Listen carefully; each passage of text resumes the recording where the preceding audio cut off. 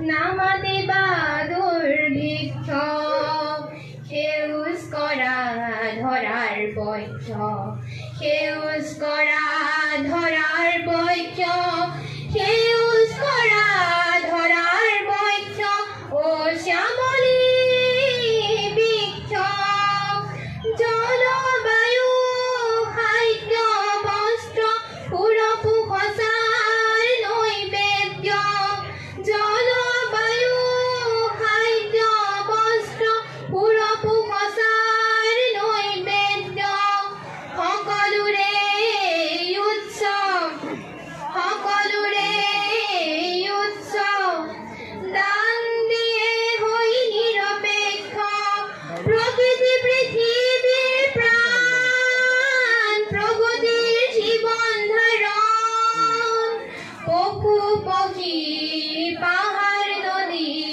পশু পক্ষী পাহাৰ নদী কিয়নো পুৰতাৰ লক্ষ্য কিয়নো পুৰতাৰ লক্ষ্য কিয়নো পুৰতাৰ লক্ষ্য ও শ্যামলী বৃক্ষ স্বাৰ্থপৰতাত নহবা ঐক্য সময় থাকোঁতে হোৱা বিজ্ঞ স্বাৰ্থপৰতাত নহবা ঐক্য সময় থাকোঁতে হোৱা বিজ্ঞ ৰুধিবলে ধ্বংস যজ্ঞ হৈ উঠা দৃঢ় প্ৰতিজ্ঞ ৰুধিবলে ধ্বংস যজ্ঞ হৈ উঠা দৃঢ় প্ৰতিজ্ঞ যি উঠক শত শত বৃক্ষ যি উঠক শত শত বৃক্ষ অবিহনে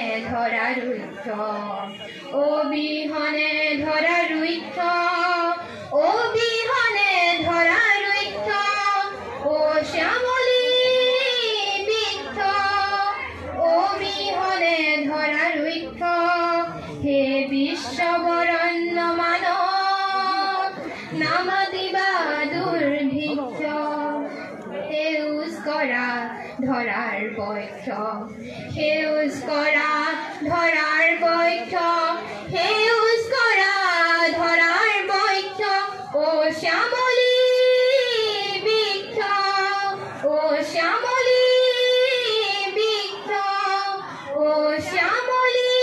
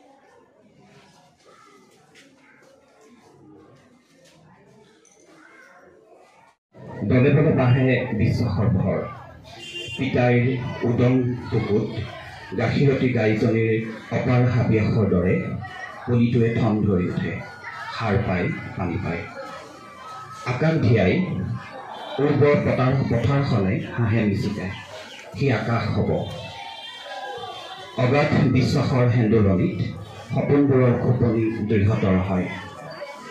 পথাৰখনৰ গইনাত পুলিটো গছ হয়, বট হৈ তাক ছাঁ আছে মহিৰোহৰ। ভৰুণ হেঁপাহে আহৰণ আভৰণ আৰু সন্মোহন। জীৱন দ্ৰুত হয় যতিৰ পৰা গতিলৈ। মহিৰোহৰ আৱাসনী দলিঘাট শিৰ বুজি পা পোখাবোৰ সুচুৰি হয়। সপোনবোৰ দিঠক হয় আৰু টকটককৈ বাঢ়ে শব্দৰ এচেৰেঙা ৰদালি। শীতলতাক বিচাৰি উমাল বুকুৰ সমিধান দিব পৰাকৈ নতুন নতুন এটি প্ৰাণ মুখৰ হৈ উঠে। মহিৰোহৰ প্ৰশস্তি হয় সোণালী সপোনৰ বাংময়তালৈ। ধন্যবাদ। শিক্ষয়িত্ৰী গুৰুসকল, মহিলা কবি মঞ্চ তিতাবৰ শাখাৰ সভাপতি, সম্পাদক তথা বিষয়ববীয়াসকল, বিশিষ্ট অতিথিসকল, প্ৰকৃতিপ্ৰেমী সুধীবৃন্দ, সকলোলৈকে মই মোৰ শ্ৰদ্ধাৰ সেৱা জনাইছোঁ। বৰ্ণালীয়ে গীত এটি গাবলৈ কৈছে, কিন্তু সেই গীত গোৱাৰ পৰিৱেশটো বিশেষকৈ অলপমান লগত সহযোগী লাগে। সহযোগী যিহেতু নাই, সেইকাৰণে মই কবিতা এটাকে পাঠ কৰি দিছোঁ। কবিতাটো আজি বৰ লৰালৰিকৈ লিখি অনা হৈছে। ৰাতিপুৱাই সেই ছজিনা গছৰ গছপুলি দুটা সেই দেওবাৰে কিনি আনি থৈছিলোঁ আজি ৰুবৰ কাৰণে। সেই ৰাতিপুৱা সেই পুলিকেইটা ৰোপণ কৰোঁতে হঠাতে মনত পৰিলে, ইয়ালৈ মনত পৰিলে। আমাৰ বৰ্ণালীয়ে প্ৰায় 3বাৰমান ফোন কৰিছে আজি আহিবৰ কাৰণে ইয়ালৈ। এই উপলক্ষে কবিতাৰ শিৰোনাম গছ। এই যে আমাৰ ফুলেৰে সুশোভিত চৌপাশৰ প্ৰকৃতি, কেৱল ফুলবোৰেই ধুনীয়া নহয়, গছে ধুনীয়া কৰে ধৰণী। সেউজীয়া পৰিৱেশে দুনয়ন জোৰাই, ফুলে ফলে অভাৱ পূৰাই, সেউজী ৰঙে ধৰণী সজায়। নিজৰ বাবে নহয় জীৱকুলৰ বাবে দান কৰে আহাৰ অম্লজান, ৰক্ষা কৰে আমাৰ প্ৰাণ। খৰি খেৰ আৰু যে কটকী, গছবোৰ উদাৰ মানৱতাবাদী, নাই জাত পাত সাম্প্ৰদায়িকতা। লক্ষ্য যাৰ সৃষ্টি সমদৃষ্টি, বলি থাকে বতাহ আনে বৃষ্টি, ধুনীয়া কৰে ধৰিত্ৰী। গছ থাকিলেহে শুনিবা প্ৰভাতী পক্ষীৰ গান, ভঁৰালৰ এমুঠি ধান।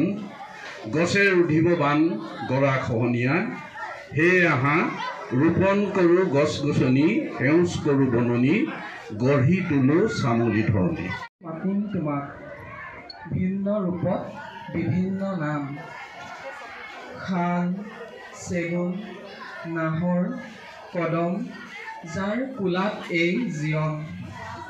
কেনেকৈনো দিম তোমাৰ দাম, অংগক্ষত কৰি কৰি ভাগৰি পৰিলা। খৰি কাঠ ফল ফুল কেৱল ব্যৱহাৰ কৰিলোঁ, দিলা জীৱনদায়িনী ঔষধৰ ভঁৰাল। বিনিময়ত কি পালা, অসহায় অনুভৱ কৰিছোঁ।